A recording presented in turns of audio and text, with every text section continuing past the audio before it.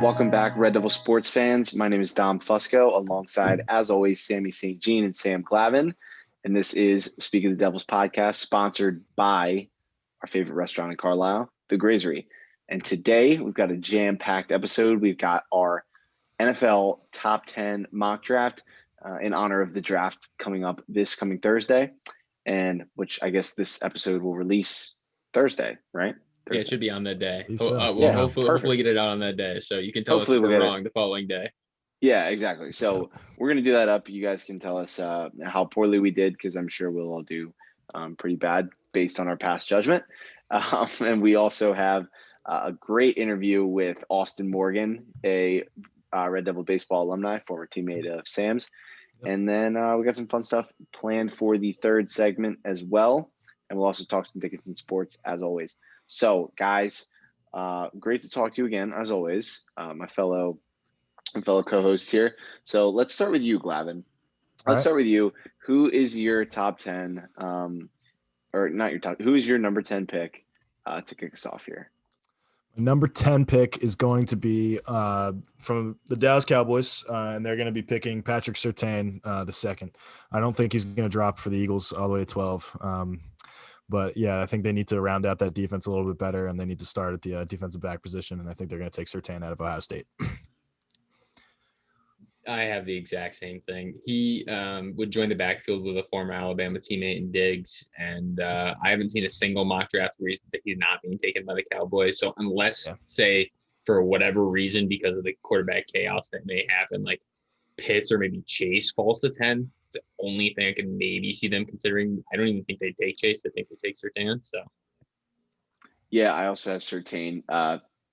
You guys are probably looking for me to have some sort of outlandish pick here, but you know, the Cowboys, as much as I hate them, tend to draft pretty well, and they tend to usually just take the best player available to their need.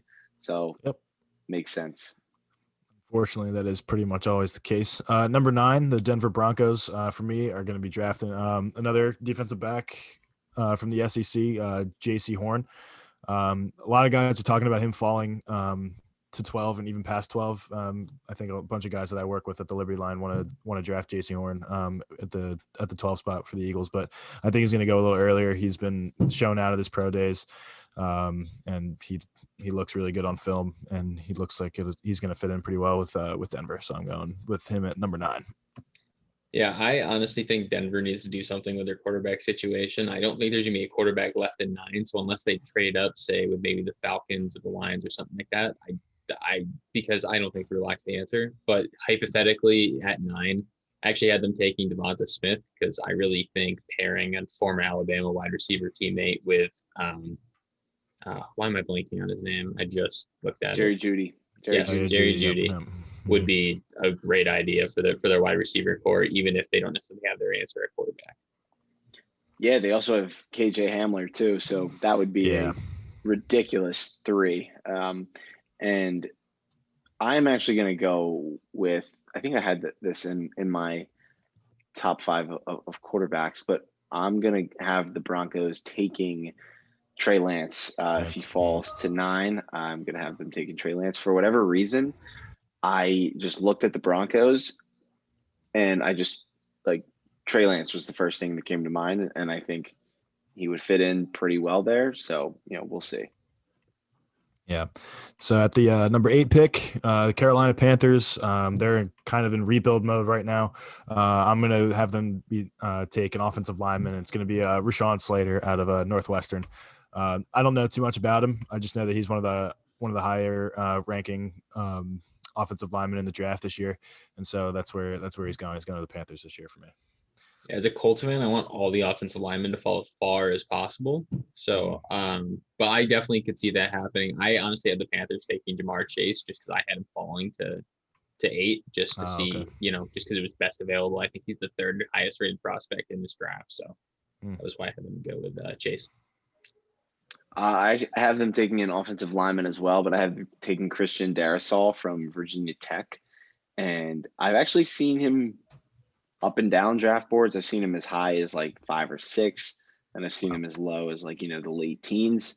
And if Penei Sewell and Rashawn Slater off the board at this point, which, when it comes to offensive linemen, a lot of times it's just team's preference. So, it could go either way, but I do have them taking Darrisaw, but, I could see them taking any of like the top 3 offensive linemen available.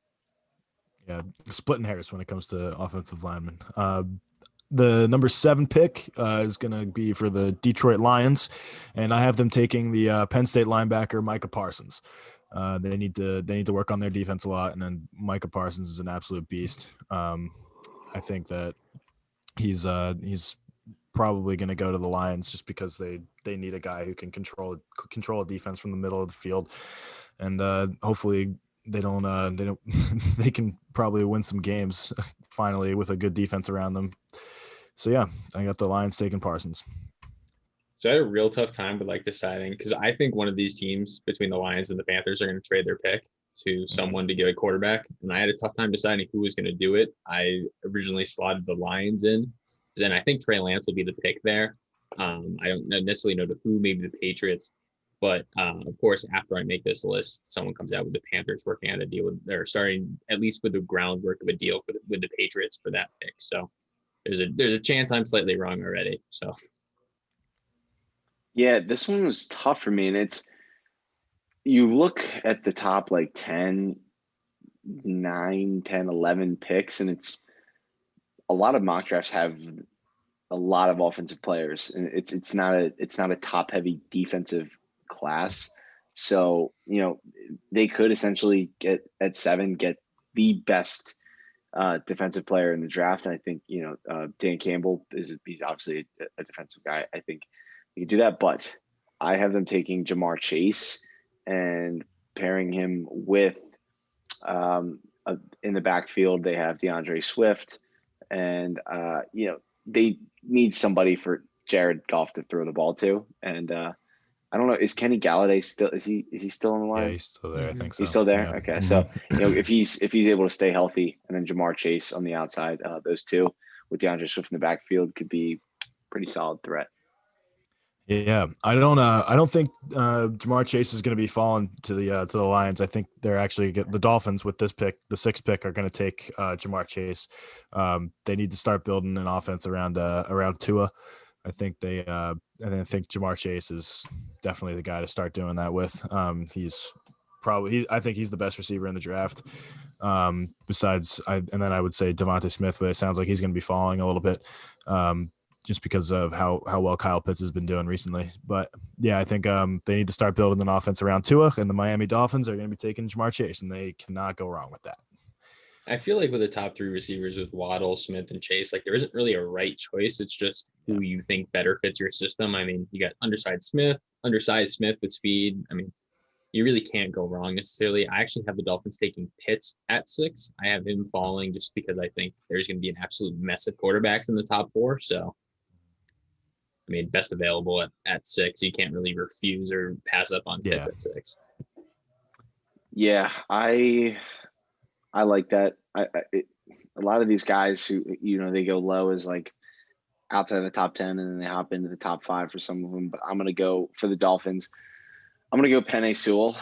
Granted that he doesn't go to Cincinnati at 5, which a lot of people think he will, but it's a little bit, it's a way deeper receiver class than it is an offensive lineman draft. And I see them, if he's available, the best ranked tackle in the draft. If he's there at 6, I can't see them passing him up.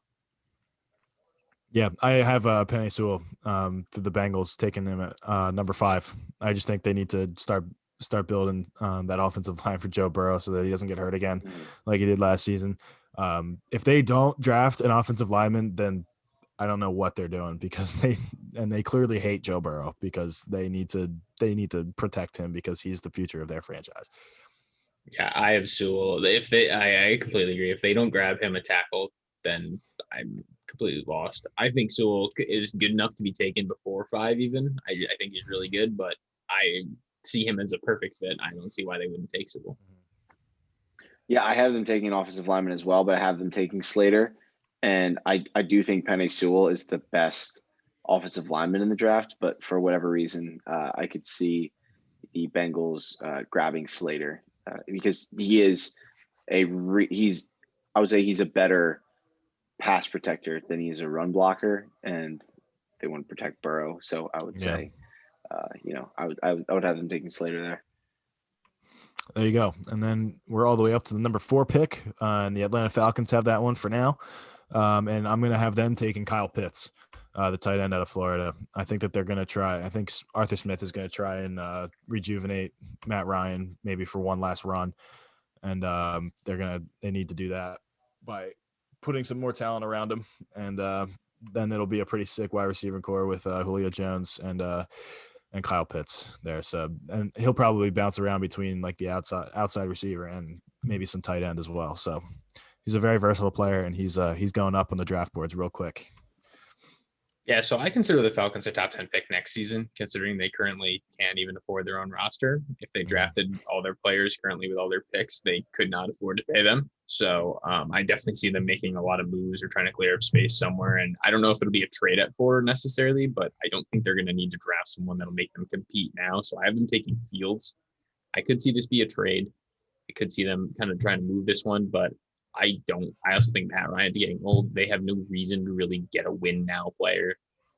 So I think if they like Fields or Trey Lance, or if Mac Jones doesn't go 3, like whoever they think they can groom under Ryan while he's still there, I think would be a really good idea. Yeah, I think ultimately the Falcons, if I was to predict anything, are going to move down, maybe outside of the top 10. But if barring they stay there, I have them taking Pitts as well. I think for all the reasons that those guys said, Matt Ryan, if he's given Kyle Pitts along with Julio Jones, Calvin Ridley, he'll be able to, sustain a pretty good last couple of years in the league. Yep. We're all the way up to the number 3 pick in the draft, and the 49ers have that one currently. And I have them taking Trey Lance. I don't think Garoppolo is their guy. I've never been a big believer in Jimmy Garoppolo, and I think Trey Lance is my 3rd favorite quarterback in this whole draft. So he's a really raw guy, but he's super talented, and I think he's got tremendous upside. And I watched him play in person against James Madison in the national championship for the FBS or FCS. I can't remember which one is which, but he was absolutely electric, and I think he's got potential to be the next Russell Wilson. So he's going at 3 for the 49ers for me. Yeah, I'm still not really high on those North Dakota State quarterbacks until they prove otherwise. Okay.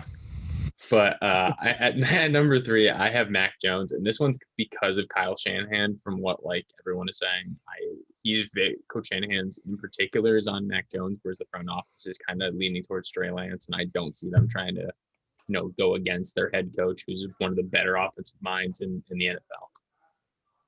Yeah, my number 3, I have 49ers taking Justin Fields, even though I don't think he's going to be that good. I have him falling all the way down to like the mid first round, maybe to like the Patriots or something, if they don't trade up to maybe try and get him, see if Belichick can fix him up.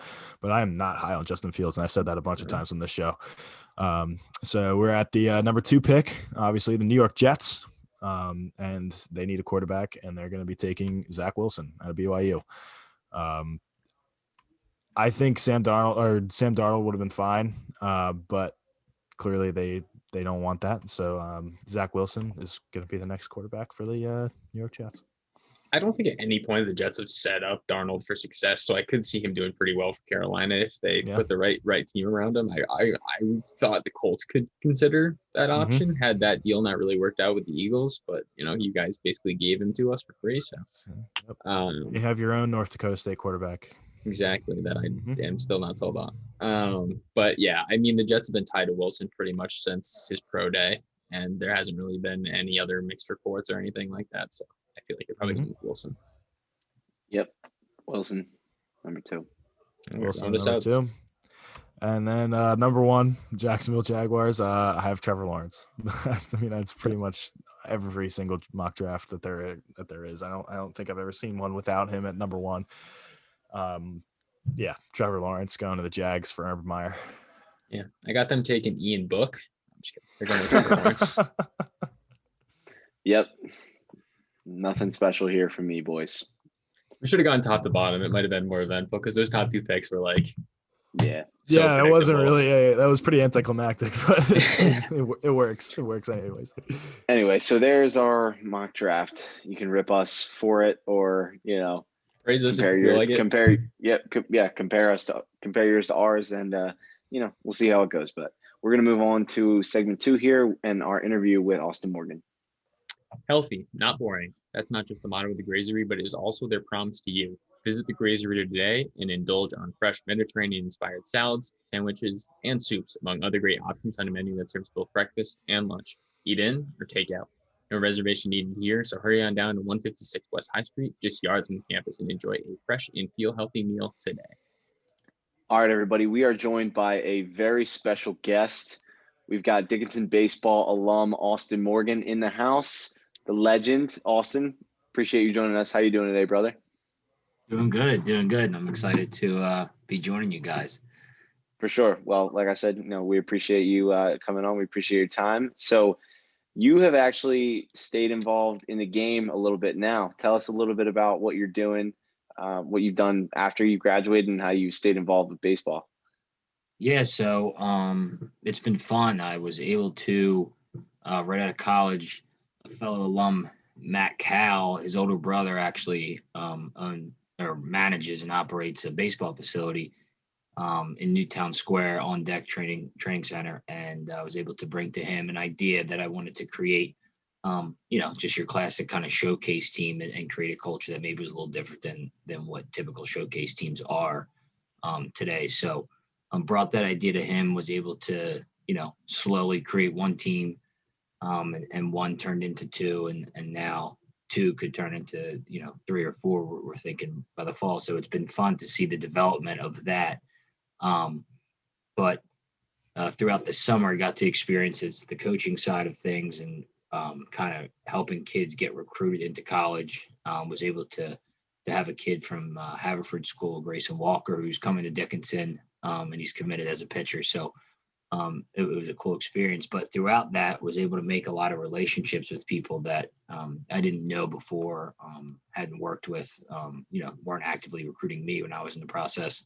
So got to meet new people, connect, and just so happened that for Widener, I had sent 2 kids there and made a good relationship with their assistant at the time, Kevin Burdick. And once the head coach of Widener took the job at Westchester, he was given the interim head coach at Widener, and I was able to join his staff. So it's been kind of a fast moving process, but it's been exciting and fun. And, a lot of the credits to the experiences that I had at Dickinson to be prepared for that.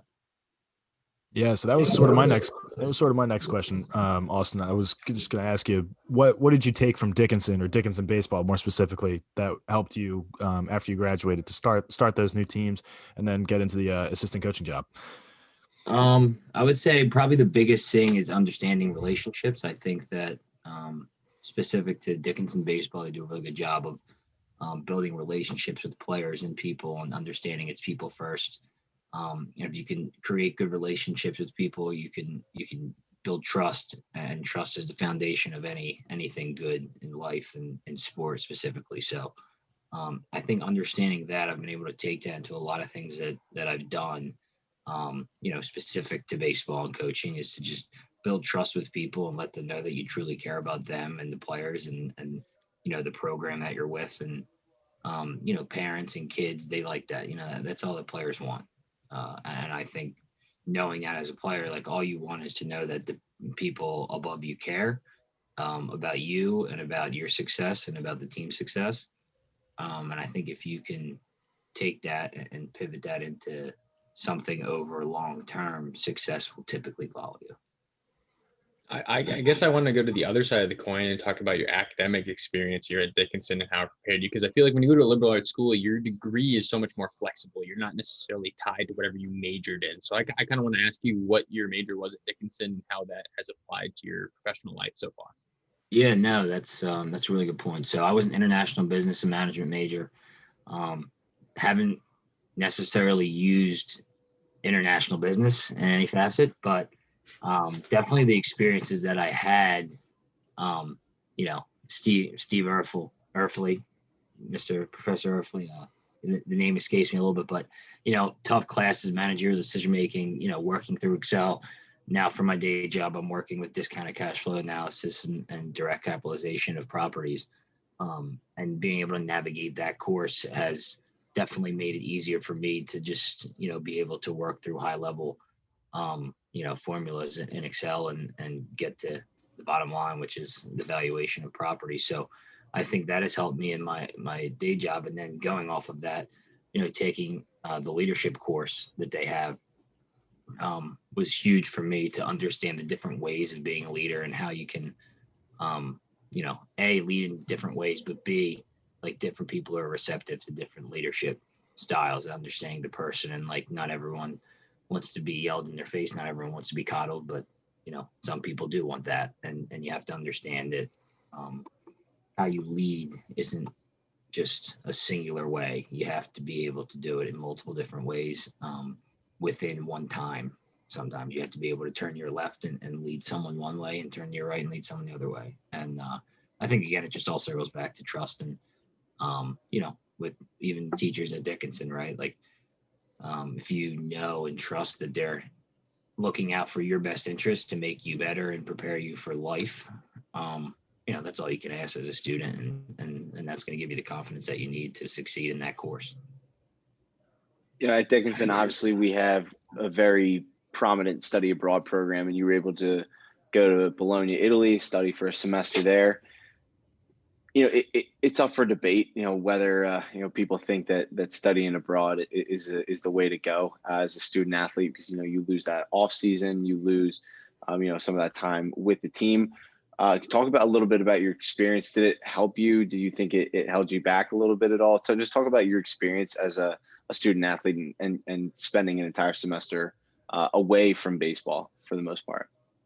I think you just have to know what your goals are in life and what your, I guess I would say, maybe potential is, right? Like if you're someone who thinks you can be drafted and make a living out of a sport, then it definitely is not in your best interest to leave that sport for a year, right? You need to approach that as if it's your job, like anything else in life. Like, if that's what you truly want to do, you have to be all in for it and focused on it.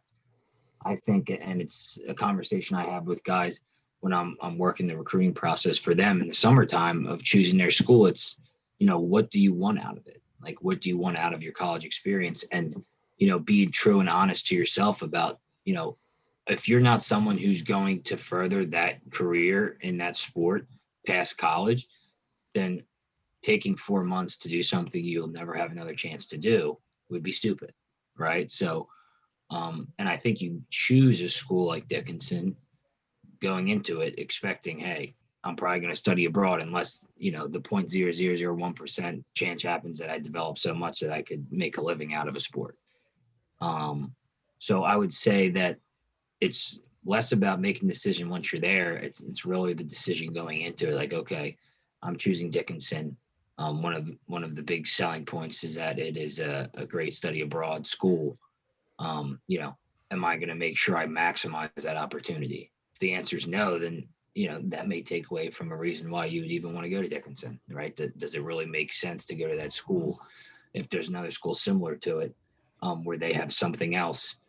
For example, I had a friend who went to Susquehanna University, and so their baseball team, they didn't let their players go study abroad, but what they would do is they would do a J term. So when they were, in the off season and the kids were home, they would spend like 7 to 10 days and they went to Chile, right? And that was their study abroad experience. It was going to Chile and getting to go there, but as a team. So I think like knowing what you want out of it again is the biggest thing. And I wouldn't change it for the world. Yeah, that's great. What would you say? I'll bring it back to coaching for a little bit. What would you say is your number one coaching or baseball philosophy that when someone, one of your players looks at you saying, this is Austin Morgan's thing? Compete, be purposeful, have fun. It's been my 3 pillars for any team I've ever coached.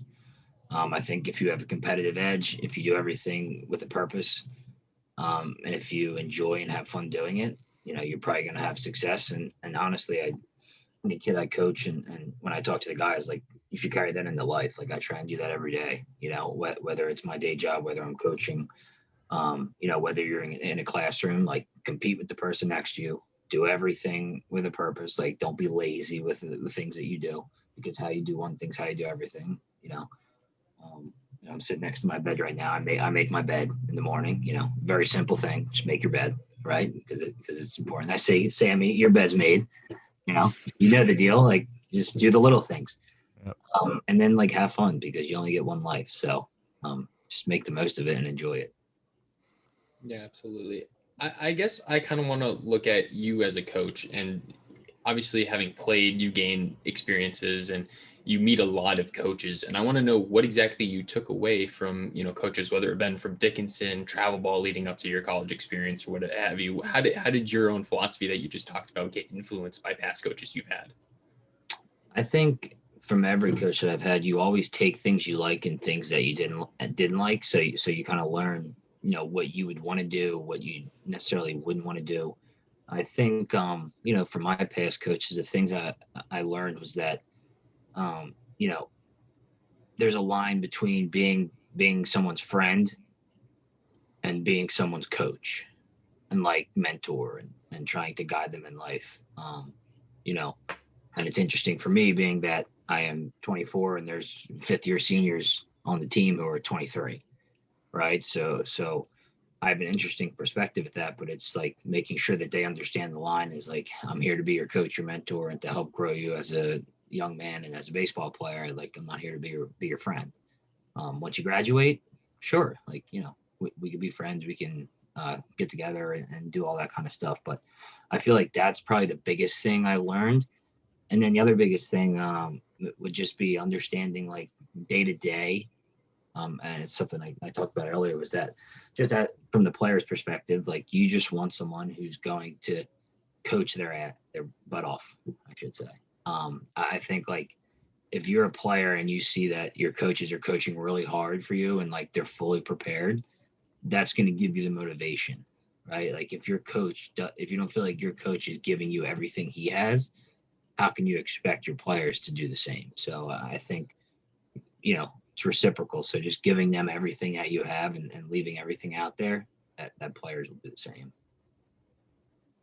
When you look back on Dickinson baseball, what are, one or maybe a few of the things that stand out to you as the most memorable? I would say most memorable is just the people. I think it's just great people within the program.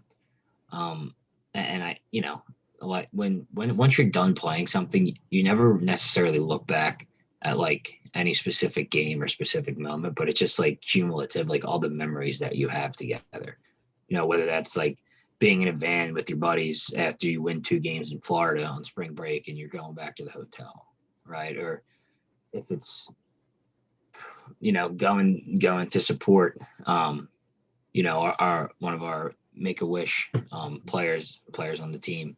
And we would go to Hershey and do the race every year and wake up in the 6 a.m. or we would do the special needs day at the field, like, just as a group, the camaraderie, the locker room after a big win. I think just the memories and the people that you hold and you cherish that, because once it's over, it's just so final and there is no more, like, there is no more memories with those guys. And, more than likely you're, those guys in the locker room after every year, you're never going to be with that same group of, 40 guys ever again.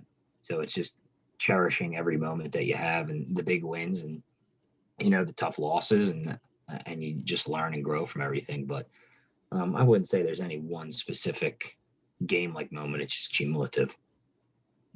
Yeah. Austin, who are the Eagles taking with the 12th pick in the draft? Well, anyone we think they're taking, they won't. So I'm going to go with the Michigan defensive end. I think his name's Kwity Paye or something like that. Yeah. They will draft Kwity Paye, and there will be players on the board that everyone else would like them to take. Yep. I saw all that on Twitter today, and that just made me real sad. But I figured I'd get your input. You're a big Philly guy, and I'm sad. I'm a sad Eagles fan right now, but it's tough. But thank you for coming on, Ron. I'm all out of questions. Yeah, I kind of have one more relating to the draft and one more relating to you as a Dickinson athlete. So I mean, there's a final home doubleheader for Dickinson this weekend for the baseball team, and I just want to know any final message or maybe words of wisdom for that team or the seniors leadership going into that game, and then further leading. I'll ask that one after we finish. Go ahead and do that question. Yeah, sure. I would just say to those guys who were sophomores and I was a senior was just like embrace the moment, enjoy the moment, compete for one another, leave everything out there. Make sure that you are more prepared than anybody else. And just leave no doubt that when you walk off the field that you gave everything you had to the game and to that field. And, I know there's some questions about if they're going to get to play the following weekend and it could be, their last weekend. So just like that's the last game that you're going to play, just make sure there is not an ounce of anything that's left behind. And I love those guys. They're great dudes, and I'm sure they're going to ball out and that jersey won't be clean. That's for sure. Now, yeah, the other question I had was we're in the next segment, we're making one bold prediction for this draft, preferably for day 1 or 2. What is your bold prediction for the draft going into day 1 on Thursday? Bold prediction. My bold prediction. I will say that the New England Patriots will trade up and get Justin Fields. That'll be my bold prediction. You have a spot in mind? You got a spot in mind where you think they're going to be taken or jumping to? I could see them jumping up to 8 with the Panthers, if he falls there, since they just traded for Sam Darnold.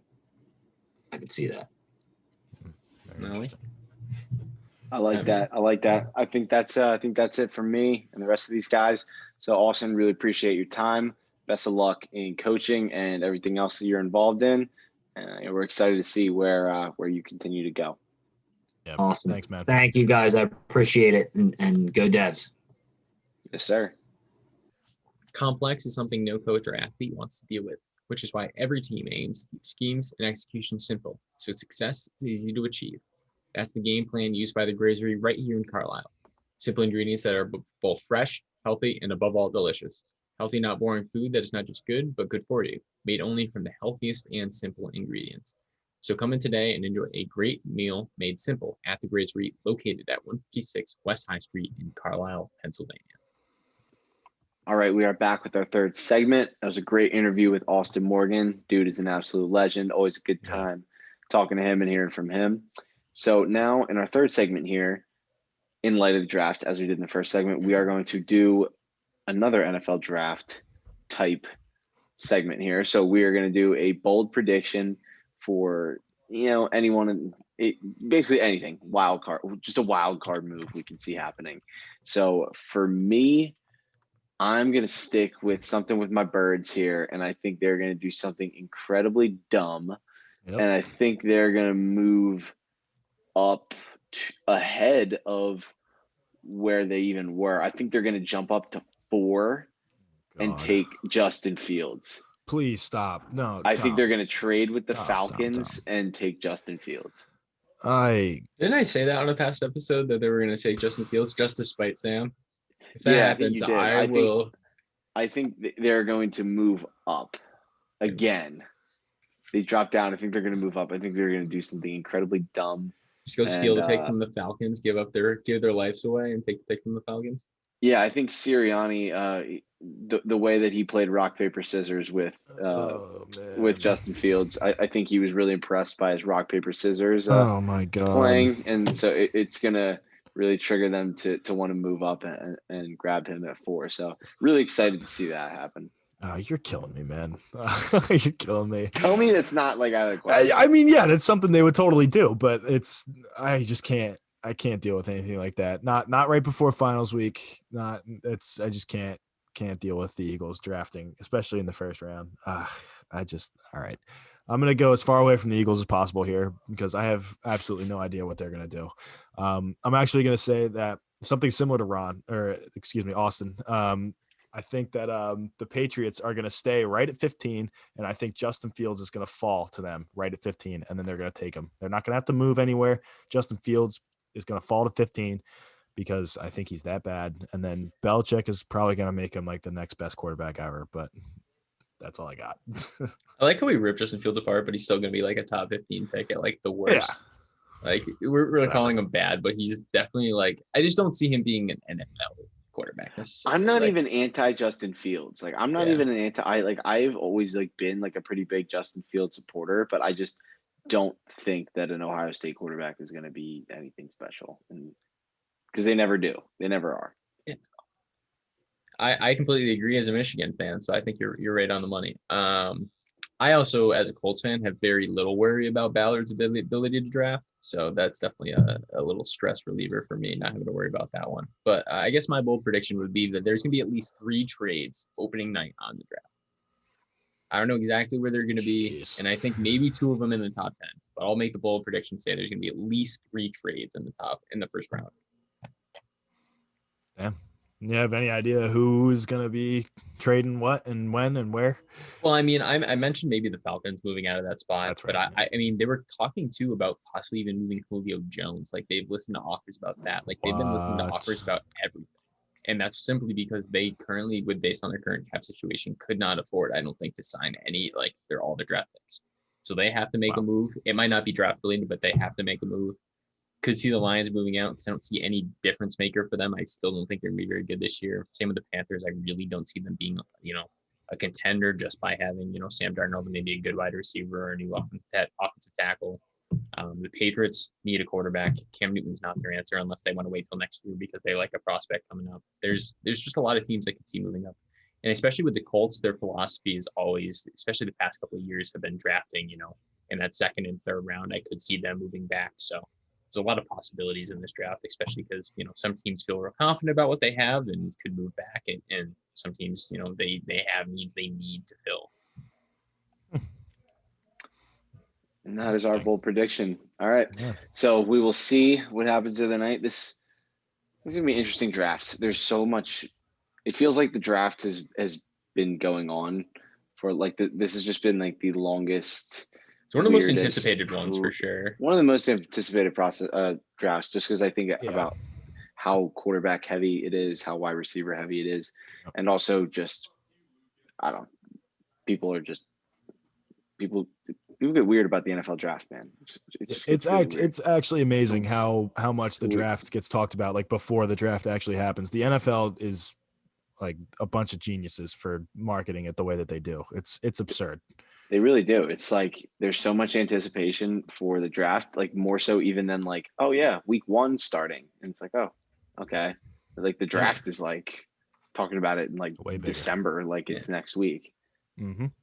Yeah, I mean, you can say what you want about the NFL, but the MLB in particular needs to take notes on their marketing. Tell me, man, it's absurd. Big time. All right, that's gonna do it for us here at Speak of the Devils podcast. If you enjoyed, share it with us. Reach out. We're always looking to connect with you guys. So until next time, roll Devs.